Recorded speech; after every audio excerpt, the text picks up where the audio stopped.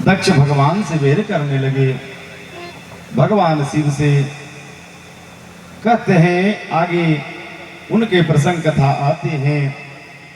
आकृति जो है रुचि प्रजापति और प्रसूति दक्ष प्रजापति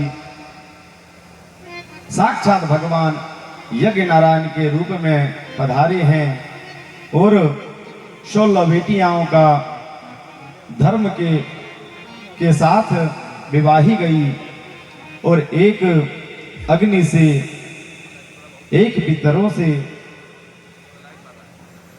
ब्याही गई और एक का विवाह भगवान शिव से हुआ, जिनका नाम था सती देवी। अन्य कथाओं के अंत में, अन्य कथाओं के तो उनके जितने कन्या थे सबों के संतान हुए प्यारी, पर किंतु जिनका विवाह भगवान शिव से हुआ था उनके कोई संतान नहीं हुई। सती देवी को जब दक्ष को प्रजापति का पद मिला प्यारे, अपना पद के ऊपर कभी अभिमान नहीं करना चाहिए।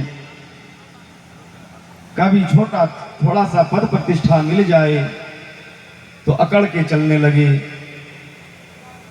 और प्रतिष्ठा चला जाए तो फिर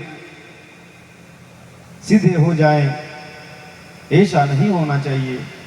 अगर पद प्रतिष्ठा आपको मिल रहे हैं तो भगवान की महती कृपा मानना चाहिए प्यारे।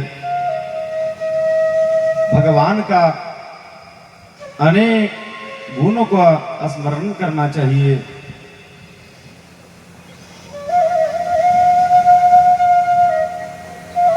जब दक्ष को प्रजापति का पद मिलता है तो एक बार ब्रह्मा की सभा में दक्ष आए और दक्ष को देख करके सब देवता खड़े हो गए, किंतु ब्रह्मा, विष्णु और महेश ये खड़े नहीं हुए।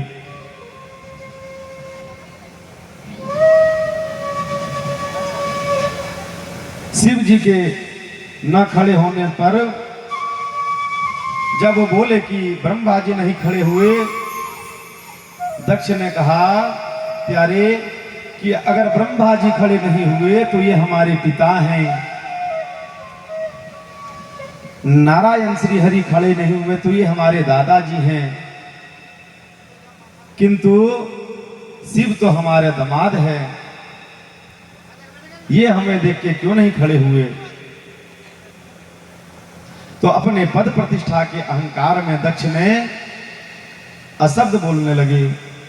भगवान शिव को कहते हैं, हे देवताओं, हे महर्षियों, मेरी यह बातें जो है ध्यान से सुनो। यदि विद्वान की सभा में कोई मूर्ख आ जाए तो वह पूरी सभा का रंग बिगाड़ देता है। चिता भस्म लगाने वाला, मरकट की आंखों वाला यह शंकर, यह लोकपाल के यश को नष्ट करने वाला है। इसे लोक व्यवहार का भी बिल्कुल पता नहीं है। भला कितने भरे बुरे कहे, किंतु प्यारे भूत भावन भोलेनाथ कुछ नहीं बोले, अपने गणों को समेटे और वहां से चल दिए। किसी ने कहा, जब इतने ही बुरे थे तो अपनी कन्याओं के साथ विवाह क्यों किया? तब दक्ष ने कहा, हमने कहां करी, यह तो ब्रह्मा बाबा का किया कराया है, उन्हीं के बातों पे तो मैं आ गया और अपनी बिटिया का शादी, सती का विवाह यह मरकट वाले आंखों शंकर के साथ करा दिया। नहीं तो मैं कभी करने वाला नहीं था। प्यारे, और कहते हैं गृहीत्वा मृग सावाक्षा पानिम मरकटलोचना।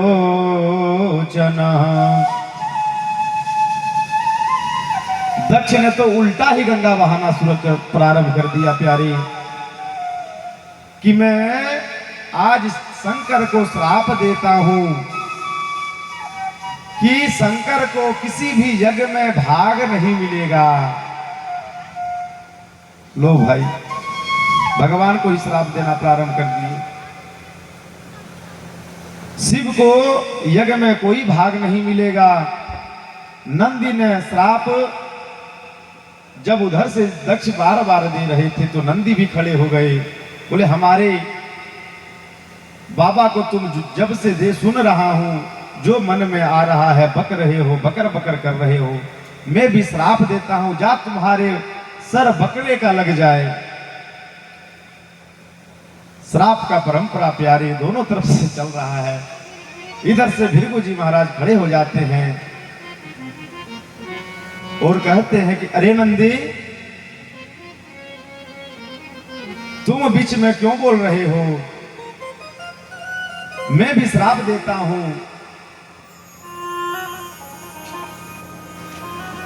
ये जो चल रहे हैं लड़ाई ससुर दमाद के बीच में तुम क्यों खड़े होके बोल रहे हो? ससुर दमाद के बीच में खड़े होकर के तुम क्यों बोल रहे हो? प्यारे,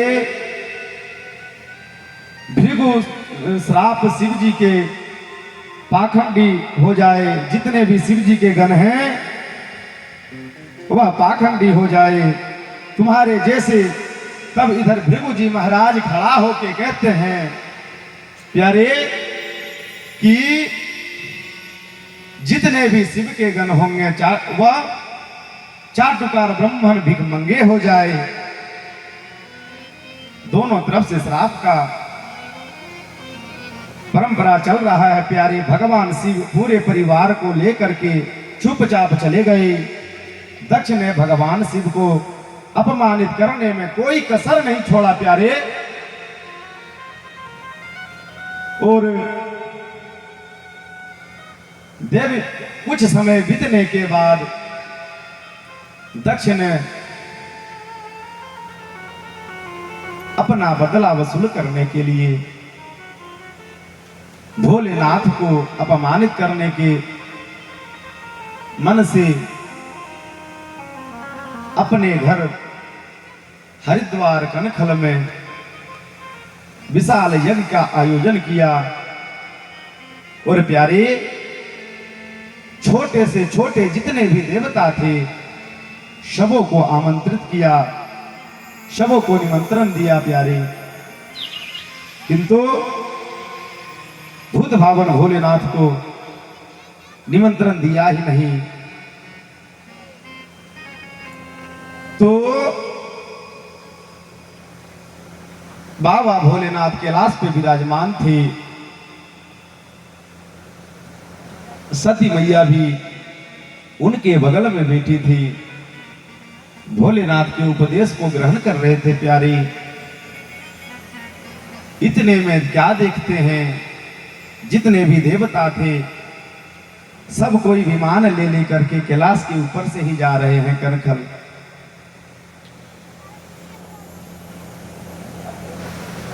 और कहते हैं अपनी देवियों से कि गीत गाओ ताकि सती जी को पता चले कि इन्हीं के पिता के घर जा रहे हैं यज्ञ में, क्योंकि दिखाना है कि सती जी आपके ही पिता के घर में यज्ञ में जा रहे हैं और आपको निमंत्रण नहीं मिला है। भगवान भोलेनाथ से मैया सती कहती हैं कि प्रभु ये सब देवता कहां जा रहे हैं? और देवता भी भाई उनको भी दिखाना है कि तुम्हारे ससुराल जा रहे हैं, आपके ससुराल जा रहे हैं, जाना ही है भाई। तो कोई तो पटरी रेलगाड़ी से नहीं जा रहे हैं, विमान से जा रहे हैं। थोड़े दाएं थोड़े बाएं भी होके जा सकते थे, किंतु नहीं, यहां तो दिखाना है।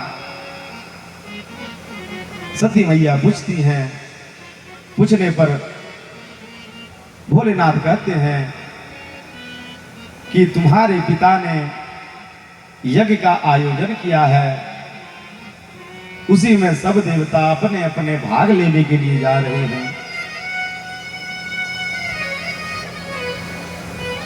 अब माता सती भी कहती है कि प्रभु हमें भी चलना चाहिए।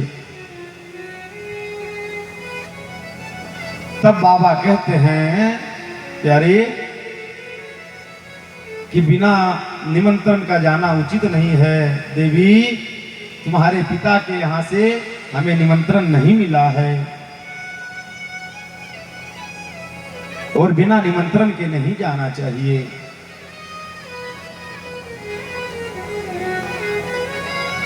अब सती जिद करने लगी। देवी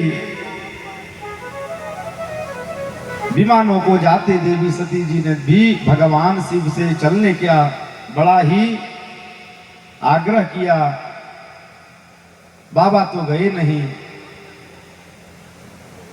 सती जी कहती हैं आप नहीं जाओगे तो हमें जाने दो, हमें तो नहीं रोको। हमारे पिता के घर यज्ञ हो रहा है और हो सकता है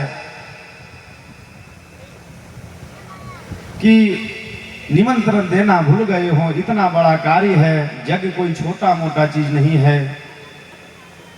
तब सारी बात बाबा भोलेनाथ ने सुना दी कि सभा में ब्रह्मा जी के सभा में अपमानित की जो भी कथाएं हुई थी, जो भी दक्ष जी अपने दामाद के स्वागत के लिए किए थे, सारी कथा सती जी को सुना दिए। फिर भी सती जी नहीं मानी, नहीं मुझे तो जानी है। अरे मैया का तो अलग सा जिद होता है, माताओं का तो स्वभाव है पल में आंसू बहा लेना, पल में ही हंसने लगना। माता जी को नहीं फिर समझाने पर नहीं माने तो 60,000 गण दे करके बाबा भोलेनाथ माता सती को विदा किया है।